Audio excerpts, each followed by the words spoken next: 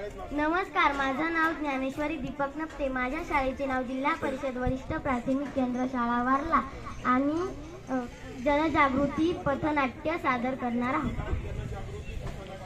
मतदान जनजागृती पथनाट्य सादर करणार आहोत.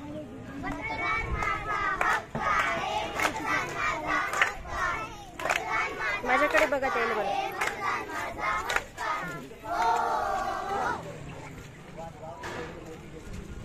माझी मुलगी 18 वर्षाची झाली, त्यामुळे मला तिच्यासाठी लग्नाचं स्थळ बघावे लागेल.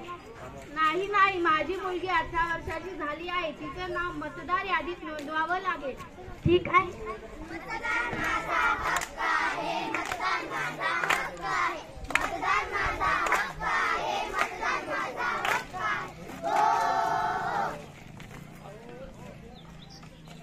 मतदान यादीत नाव कसं नोंदवायचं?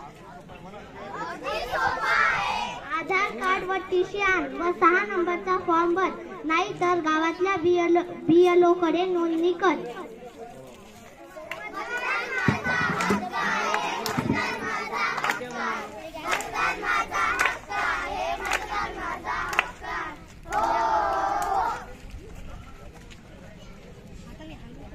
जागृत मतदार म्हणजे काय?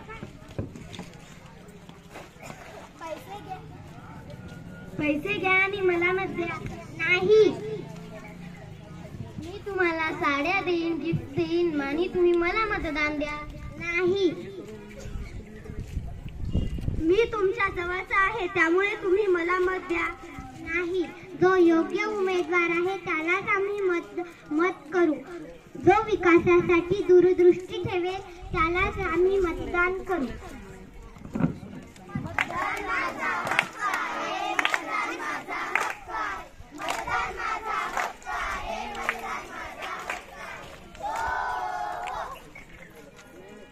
तर समजलं का मतदार बंधू भगिनींनो? आपल्याकडे अनेक उमेदवार येतील. आपल्याला वेगवेगळी प्रणोबले दाखवतील, पण आपण सर्वांनी योग्य अशा उमेदवारालाच मतदान करूया.